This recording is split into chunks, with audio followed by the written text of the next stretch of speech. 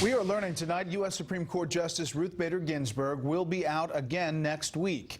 She missed 3 days of arguments this week while recovering from cancer surgery. Tonight, correspondent David Spond examines how the court handles such an absence and how some people are making plans for Ginsburg's uncertain future. Is there any first fire in this picture? She's become an iconic presence on the Supreme Court's bench for a quarter century.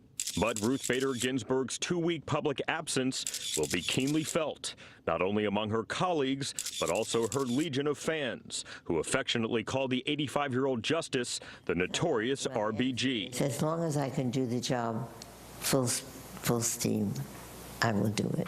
This afternoon, a court spokeswoman says the justice's recovery from cancer surgery is on track.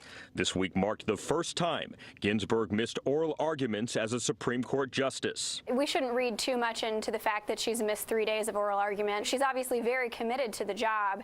Ginsburg continues to work from home and will participate in all pending cases, relying on written briefs and transcripts to keep her caseload moving. That means she would vote on all pending appeals, avoiding any shorthanded 4-4 ties. But not having her in the court's marbled building for any length of time could prove problematic with such a small group. Court observers say the absence of one justice can cause a disruption. Ginsburg's early-stage lung cancer was diagnosed shortly after she injured her ribs in a fall last November. Just days later, she was at a White House ceremony.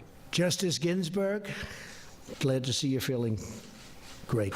Sources tell Fox News the White House has quietly reached out to a small number of GOP lawmakers and conservative legal allies, reassuring them it would be ready for any court vacancy, though officials emphasize they have no knowledge of anything imminent. Most court watchers are wary of such talk. That would be wildly speculative to talk about a third vacancy at this point. Although I would point out that, President Trump has already vetted a number of candidates for a future Supreme Court vacancy. After next week, the Supreme Court will go on a month-long recess if Justice Ginsburg is not back on the bench by February 19th.